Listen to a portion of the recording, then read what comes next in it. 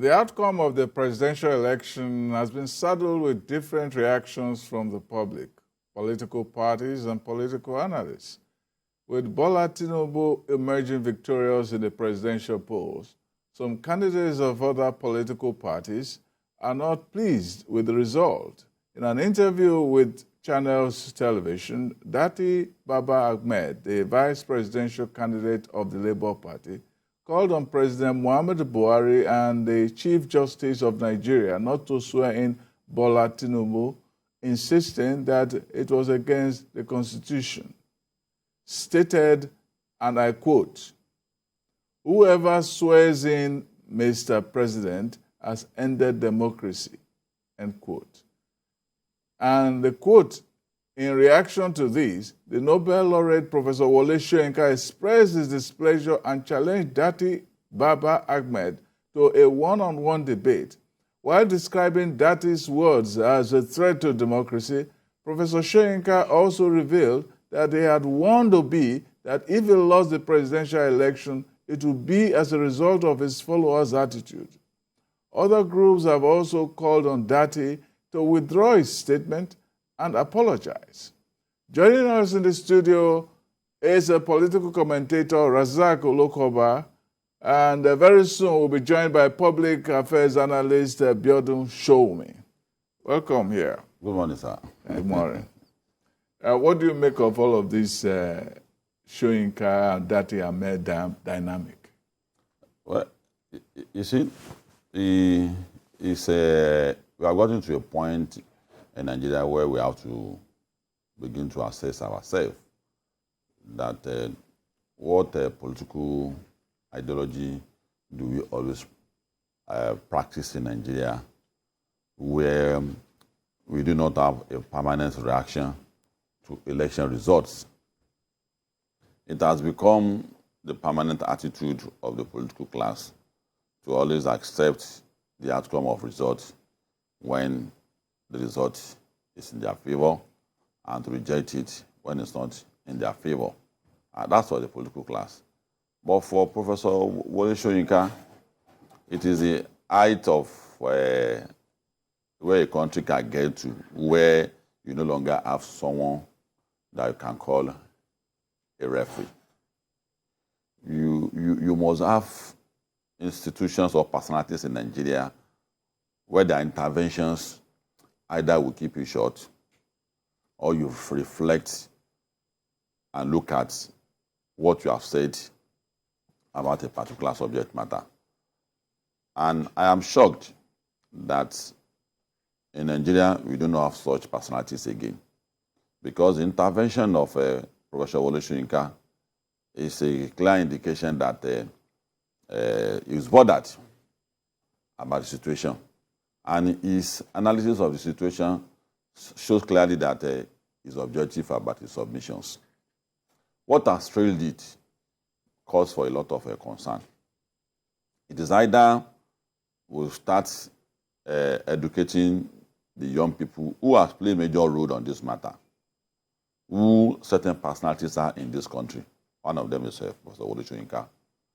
You look at his antecedent, and anytime he says something about any subject matter in Nigeria, the stakeholders of those matters should know that they have to take a pause and look at the statement he has made.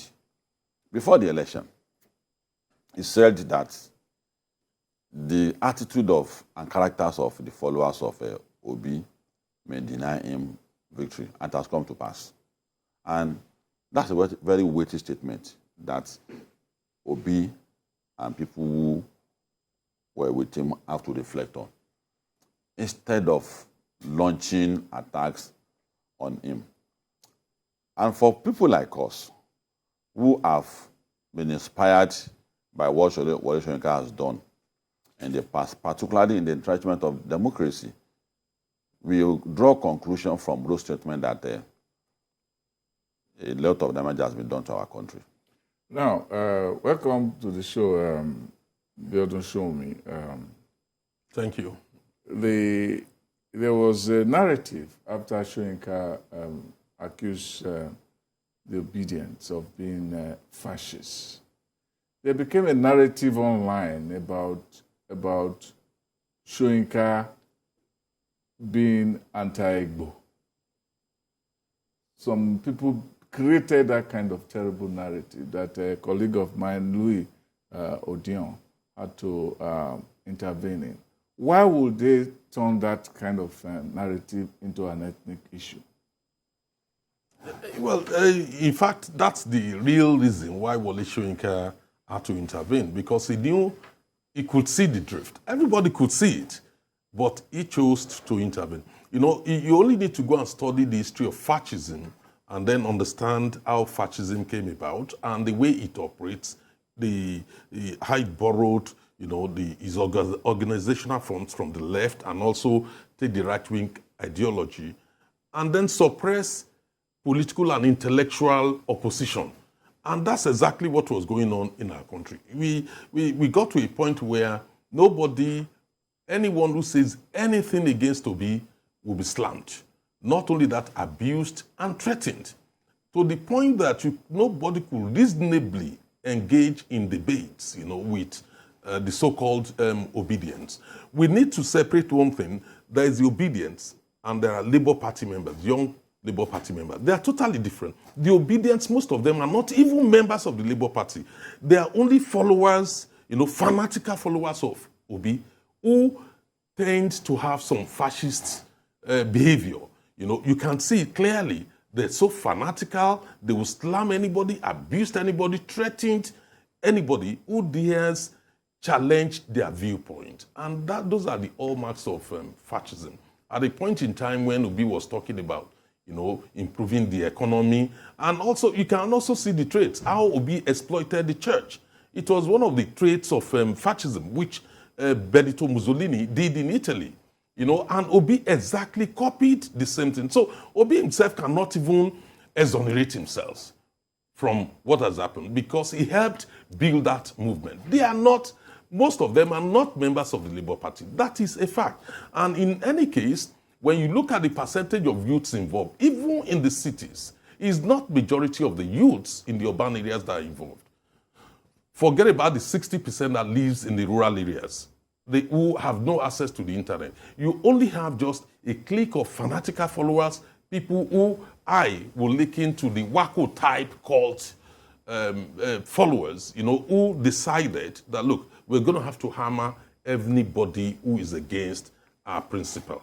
And so for Wole Soyinka to intervene at that point in time, after 3 separate, you know, caution, which he told the whole world that he had already sent to Obi to say, look, you need to slow down.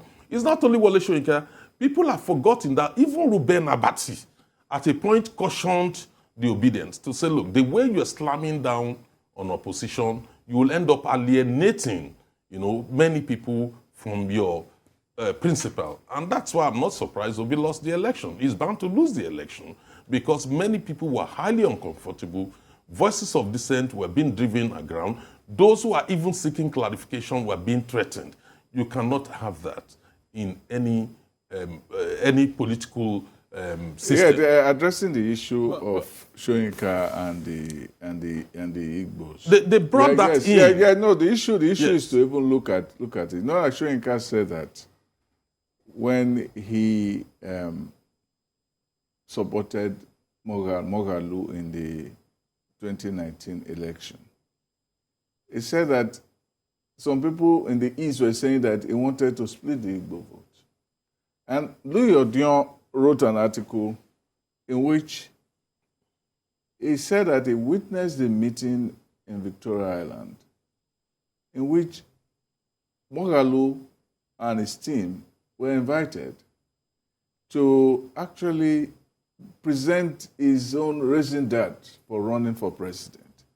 And he decided to adopt him when he adopted him. And he told gave the Showore and one history, person and to he step down. yes, and he gave the history of Soyinka's engagement with the East. He was the one who dared across the Niger to try to stop the civil war, where he met people like Okigbo and all of that. And he risked his life just because he wanted to save the country. He even and went also to save prison. the And East. was punished he for that. was punished And was punished for that. For 27, maybe 33 months or so. He was in jail.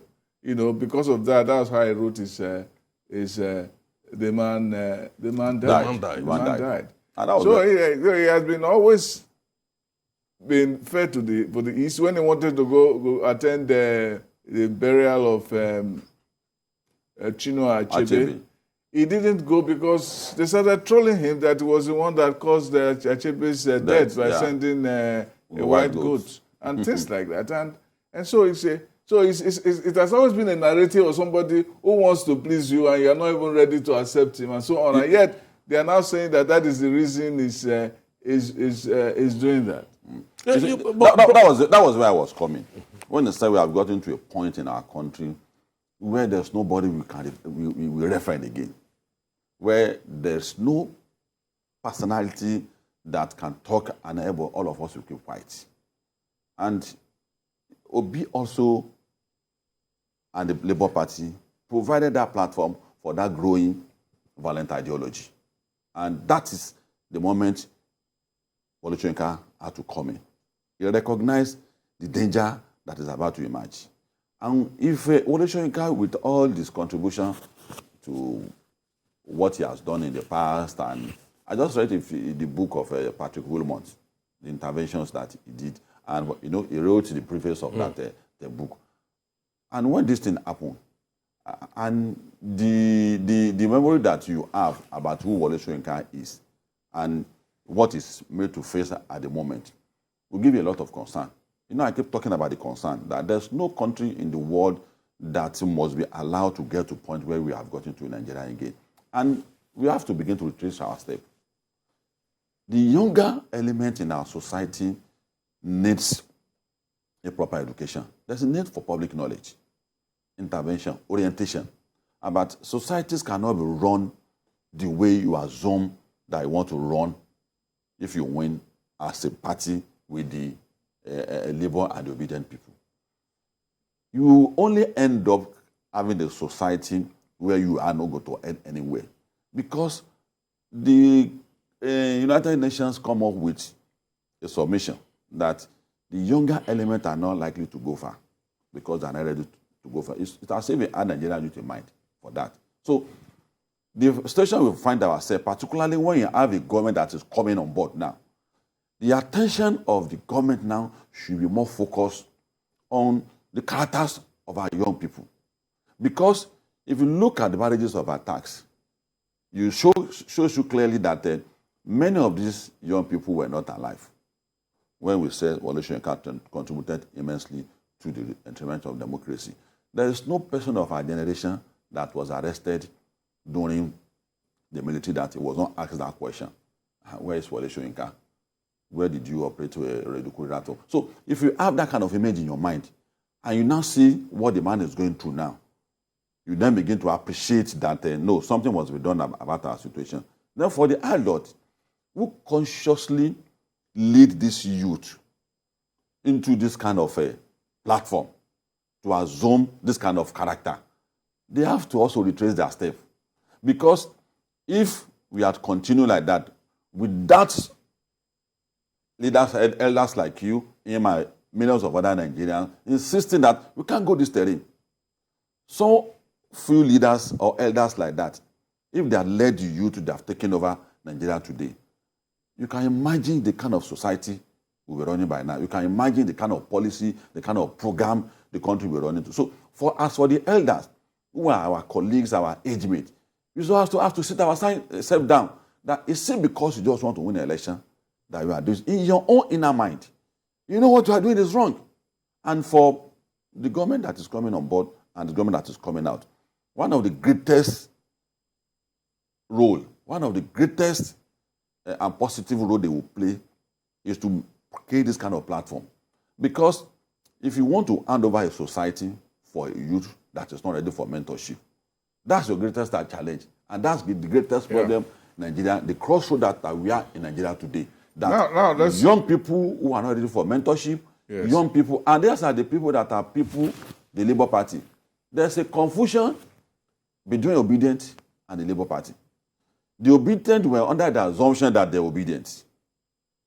They are a movement. Why the Labour people seem not to understand what do you mean by obedient? We are Labour, we are Labour. We want to make Obi the president of Nigeria. Why the Obidients was taken aback, particularly after the victory in Lagos. It did a lot of wrong thing to Obi's strategy, because the reactions of people in Lagos affected the subsequent election, and that was well done to vote what we had in Lagos. No, but the point is that the Obidients have been like that even before the election. They have been. I remember doing an article that created firestorm for over a month. That's what I'm saying. No, what the point I'm trying to make is that they have been like that. The accusation of fascism has predated Wole Soyinka's intervention. Yeah. Wole Soyinka's intervention might have given it the kind of currency that it has now, but the allegation has been there all along. Of course. And when you look at the fascism itself was a major movement in the 20th century, especially before and around the time of the Second World War, where we had Hitler, we had Francisco Franco, and we had Benito Mussolini. Yeah. What were the qualities of fascism? One, you had a leader who almost had a cult-like image. Yes. Two, you have a movement that believes that if you are not with us, you are dead. Yes. You are to be destroyed. You don't belong. You are not good. You are not. Three, Not it the has a certain religious cult-like mentality, a mob mentality. Yes. And four, it has militarism. It works as though it's a militant group intended to destroy other people. In what way can you say that the Obedient movement does not have these qualities? Oh, they have all those qualities. And those are the points which Wole Soyinka recognized and said, no, we can't continue to go down these roads. Many people have been so uncomfortable with the Obidients prior to the Wole Soyinka's intervention. You remember when the primaries were on, just before the primaries, the kind of vicious campaign mounted, against individuals, some candidates in that election, even including Tinubu himself. Very vicious campaign with the intention to drown anybody. They would take part of a speech, to distort the context, and then even use distortions, lies, and magnify it. outright lies, and magnify it and impress it on people with the view to suppress opposition, both political and intellectual opposition. Nobody has a right of response. If you try to respond, you are bombarded, in a very militant way.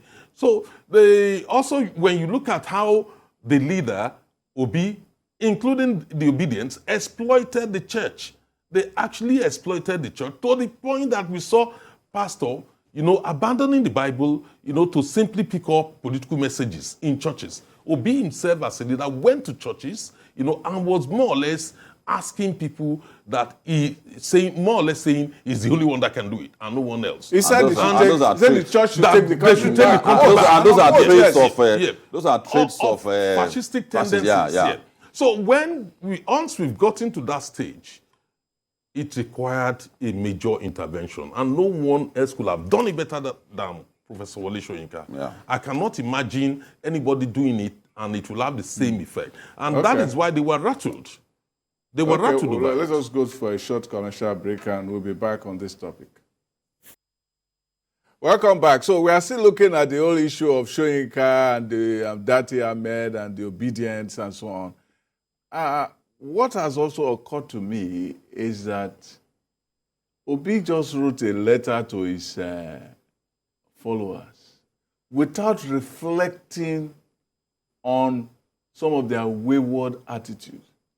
The other thing, too, that occurred to me was that when Datti-Ahmed made that subversive statement, when some of his people went to the military headquarters to say that the army should come back, Obi has been dead from the neck up. What does that tell you? Well, you see, if you look at the election itself, you know that the Labour Party is one of the most objective, unobjective political party we have ever had in Nigeria. We have had elections in the past and we have seen records of violence. The election that took place, barely going to a month now, is the least violent election in the history of Nigeria. But if you look at the focus and the propaganda of the Labour Party, it was made to look as if it's another Third World War. And just like we have said, that deliberately, they will pick out events that does not occur in their own terrain and make you look as if that was the only violent event in the election that just held. Areas where we have the highest level of intolerance by parties that are popular in the sport were the Labour parties. I've seen series of videos, which I know you have also seen, and many have also seen. Parties will do objective analysis. When we did our own press conference, rejecting the interim national government, we admitted that there were pockets of violence. But the Labour Party and the Arrowhead is about the only candidate that I have seen address media and has refused to admit that there were excesses on his own side, either as Obidients or as members of a political party. And that is not too good for our politics. And that is part of the things INEC should look towards in the coming election, that people who with that kind of trait must not be allowed to emerge at all. It's our society.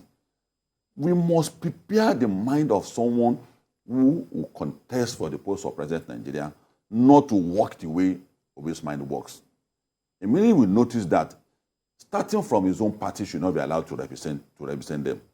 And look at what is happening to Trump today. It's part of refusal to disallow him to desecrate the American society again. And ongoing, those are things we must be looking towards, that anybody with such a trait should also be prevented. And it's good for us that we recognize early enough the intention of the Labour Party. We will have been in it before we know what has happened to us. Half of his followers, while we are no longer, I can guarantee you that. Because the moment they realize that they want to re-roll them into dangerous ideology, yes, I wonder, many of them has abandoned. Yes, that's what I'm coming down. I wonder what will become of those people who are of the NSAS group, who latched on to the Labour Party candidate and started jumping with them. It will be very interesting to see them react, because they look like backbenchers to the whole thing now. Because like I said in my column, they're like somebody who entered a bus. They don't know the driver. They don't know where the vehicle is going until the bus left. That's why the bus left. They were never a movement. They just needed somebody to latch onto, and then they latch onto the wrong horse, and then they're now moving towards God. That was why they were never a movement. They were never a movement. I spoke to some young guys who were very active in the NSTAS, the organization. At that point, I was trying to encourage them. You need to have a leadership. You need to have a vanguard. At a point, government would have to talk to somebody. You can't have a headless protest. And we met at an event within the last 1 week, and I engaged them on their views based on what has happened now. Oh, they told me we left a long time before Wole Soyinka, before the election, the gubernatorial election, that, oh, look, they have a separate agenda, it has been hijacked. So, and we found ourselves in an embarrassing situation. And I said, what are you going to do now? They said, what can they do? We can't go back to people and tell them, no, we are no longer obedient, but we're just withdrawing silently. And I think that is what is really going on currently. You only have a very vocal, diehard view, fewer people, trying to sustain the obedient ideology. But at the end of the day, it's going nowhere because it is simply fascistic. You asked a question the other time in relation to Datti. I mean, when you listen to Datti-Ahmed, I watched that interview on channels. I could not believe that this is the same Datti-Ahmed, that owned this university. It seems he has been indoctrinated. You know, he was so Sorry to possessed. cut you short. Remember that this same Datti-Ahmed was in the National Assembly. Yes. And he was kicked out by the court because he stole the election. Yes, he stole the election. That was in 2011. Yeah. McAfee won the election. He Yes, managed to rig McAfee, himself in. yes. And then McAfee went to court. And the court kicked him out. And So he likes to be a beneficiary of impunity. absolutely, absolutely. So for him to even go to the extent of trying to moderate the judiciary, that the CJM must do what he thinks.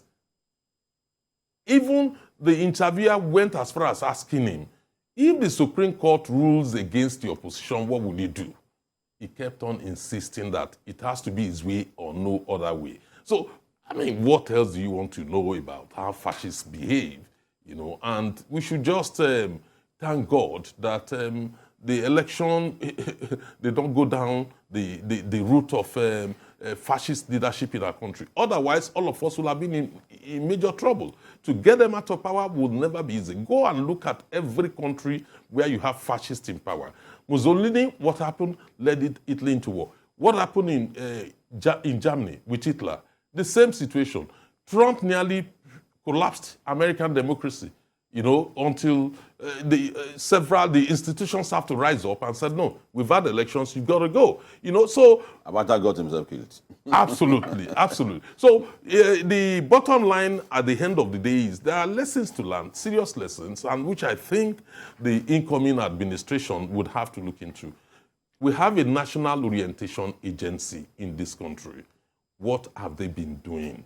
How could we have found ourselves in this situation? And that's why, no meaningful intervention. And that's why I'm saying that we have to take it off from here. All the leftovers who have abandoned the obedient movement, we cannot allow them to lie to value. From day one, I was never in support of Ensign because I knew where they're going to.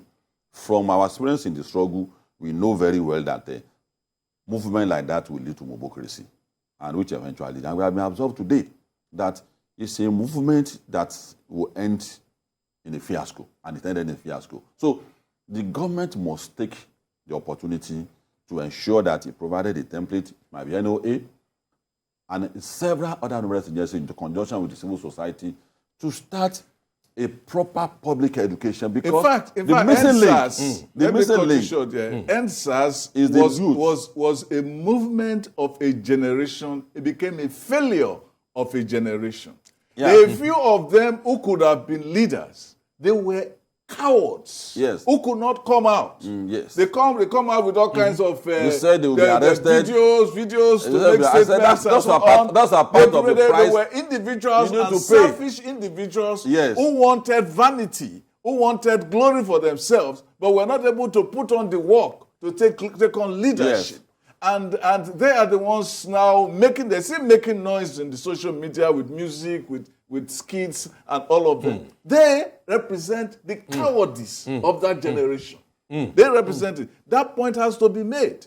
They said they will be arrested. I said those are one of the prices you must pay for freedom. That even LU has leadership.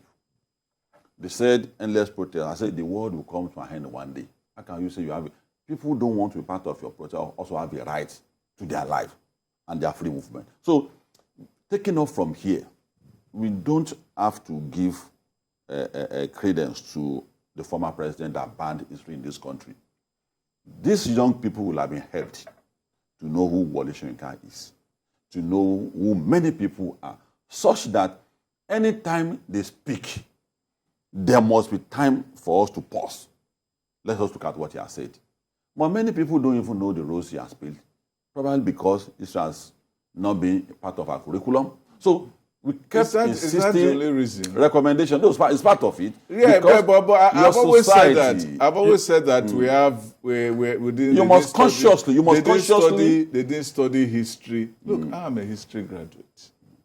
I know how much history I was taught in school.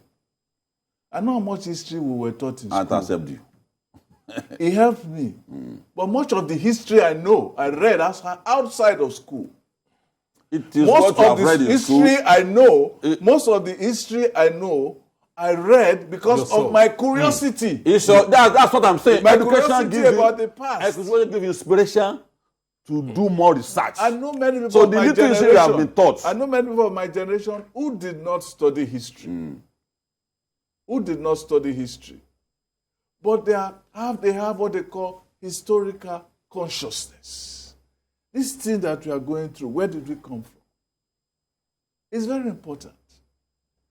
I know that not studying history is a very important part of the problem we have today. We don't have it in curriculum. Lagos has started it now. Oyo has started it. Some schools have started it. But we need to make it a very important and integral part of our educational system, at least up to SS3 or SS4 before they branch out. And then make sure that our universities have departments of history. We don't have departments of history. Because history they call it you, history and international relations, history and politics, but most of it is politics without history. It's not just only that. It's now not just a minute. It's not just culture only that. and value for your you society. need to look at what has happened with technology. The internet is the biggest library in the whole world. What are youth using the internet for? Not to read. Not to read. You can find any book anywhere in the world, no matter how long it's been published on the internet. If you want to know anything about fascism, you just don't need to look for a book. You can even go and just read, Google it. Spend one day and you read a lot of the missing link. views on the missing link is the preamble of what you will be taught in schools. That will inspire you to start to understand more about who you are, and it is that will help you to create value and the culture for your society, which is missing now. So that missing link must be bridged. And the way to bridge it is part of your recommendation, that there's a need for the adult. And what he has also said that the National Orientation Agency must do something about it. We are so lucky that a new government is coming up, and the Buhari administration has laid a template for Tinubu to succeed by all those concessions to railway, and several that. So the coming president has a mandate now that the previous administration is receptive to a few changes, which has to be done. So it will not be difficult for the incoming president to start this proper program we're talking about. It's more important than this whole question of security, economy. The first thing is, how do you handle your society? If there's a confusion on how you are going to handle your society, it's more bigger than the question of security. When you don't agree among yourself, when you don't define who you are as a nation. And it is because of that when a Yoruba man speaks, it is easy for someone to blacken him because it's a Yoruba man. When an Hausa man speaks, rather than looking at the objective of the issue, the objective of the issues raised by Wole Soyinka has been made a nonsense because of the blackmail that is coming from a Yoruba man. No, they did that on purpose to intimidate him. That's what I'm saying. It's part of fascism. That's what I'm saying. It's an attempt to intimidate Wole Soyinka by, trying to present him as an anti-Igbo novelist, when in reality, Wole Soyinka actually stood by Igbo, stood by everybody, fought and went to prison. They knew what they were doing. It was done on purpose. There's one issue I want us to also address. There were a number of people, not just the people that Soyinka calls the rats of the internet, but people who are supposed to be part of Nigerian intelligentsia, who turned, I'm talking of columnists, commentators, professors, writers, who were given some kind of false intellectual fodder for this obedient move. That's a degeneracy that is allowed. Let's handle it first. We have the sidekicks. There is no dictator in the whole world that will never... I remember the case of Saddam Hussein. Even when the Americans were almost in Baghdad, he kept telling the Iraqis that, look, we have nearly killed all the Americans. You have people like that. There are some media houses, intellectuals, that actually acted as the think tank for the Obidients movement. Many of them have kept quiet, since. No. In terms of Chimamanda just wrote a letter. I'm referring. I know. Some of them just wrote a letter. Some of them, I don't want to mention name, a prominent woman. I'm trying to avoid mentioning names. A woman who has been a role model a long time ago, turned again behind the Obedient movement. We have professors, we have the people who are writers and so on, who are intellectuals in universities, who have become part of this mob. Some of them have kept quiet, refusing to comment after Wole Soyinka's intervention. Not because they have changed. No, they have not changed. They are still actively, doing what they're doing. They are the think tank for these guys. They are the ones encouraging them, supporting them.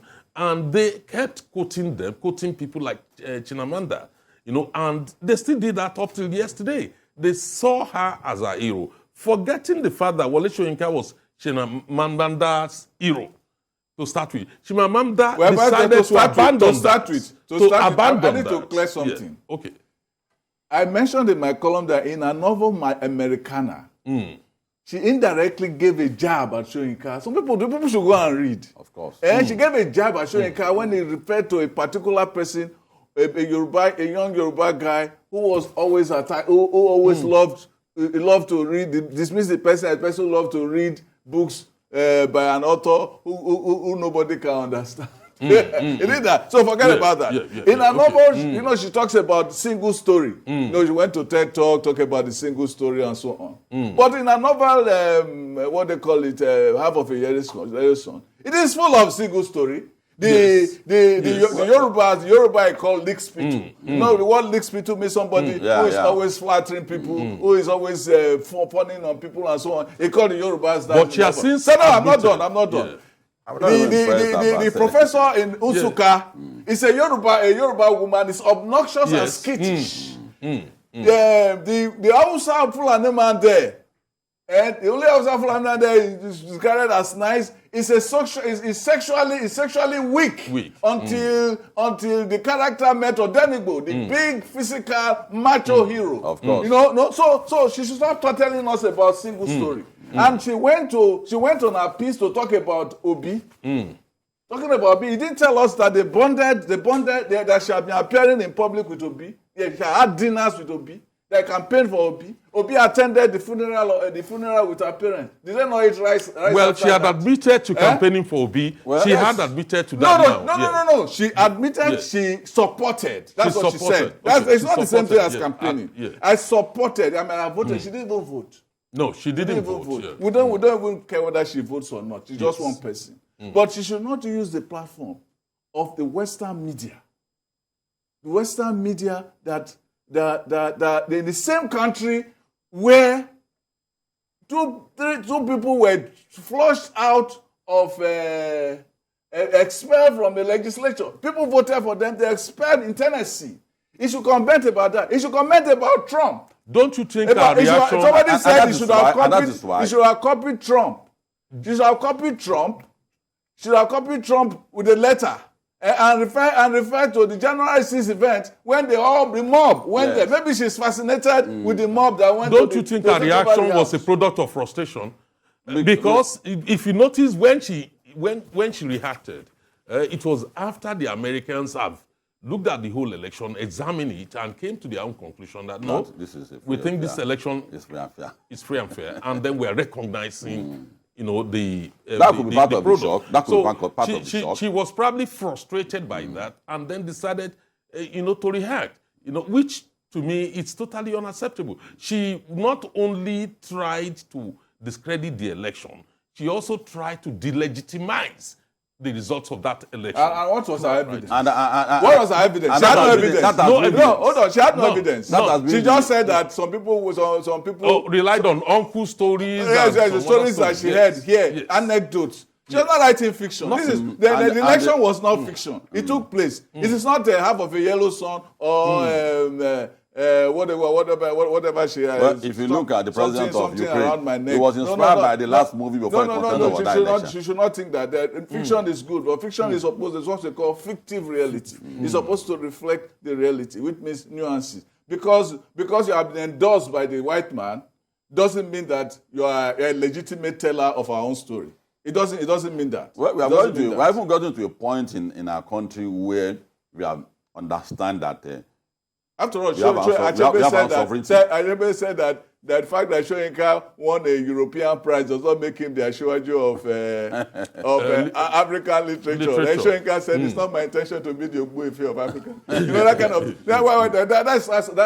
That's just by the way. But Chimamanda is not the only one. There are so many of them. There are so many of them. So many of them who have run riot, who have forgotten logic, who have forgotten intellectual subtlety. I've who have become bigots. Some of them are in the media. Let's forget the church. Let us forget the church and the Yes Daddy and Yes Daddy and all the other stories. I was on the station and I expressed this objective view. Yes. Through other program, I was mobbed.